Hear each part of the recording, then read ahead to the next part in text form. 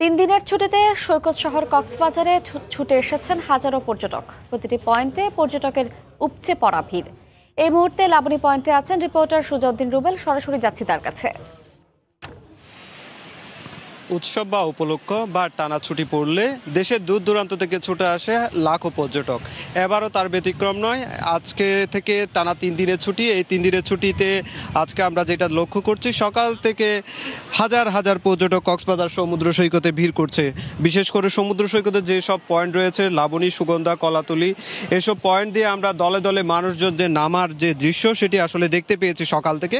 এখন এই বিকেলে আমরা যেটি লক্ষ্য করছি, সমুদ্র সৈকতে যে সুগন্ধা পয়েন্ট রয়েছে, লাবণী থেকে সুগন্ধা এবং কলাতলি পুরো এলাকা জুড়ে মানুষ আর মানুষ।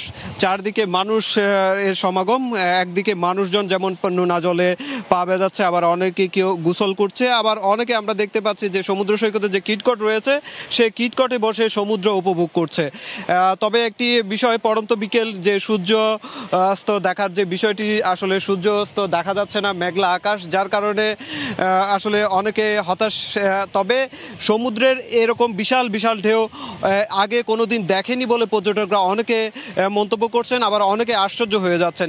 এখন যেহেতু বৈরী আবহাওয়া নেই, তার মাঝেও কিন্তু আমরা যেটি লক্ষ্য করছি, সমুদ্রে বিশাল বিশাল ঢেউ আছড়ে পড়ছে উপকূলে, এবং এই ঢেউতে সকাল থেকে দুপুর পর্যন্ত আমরা যেটা লক্ষ্য করেছি, মানুষজন বেশ আনন্দে মেতেছিল।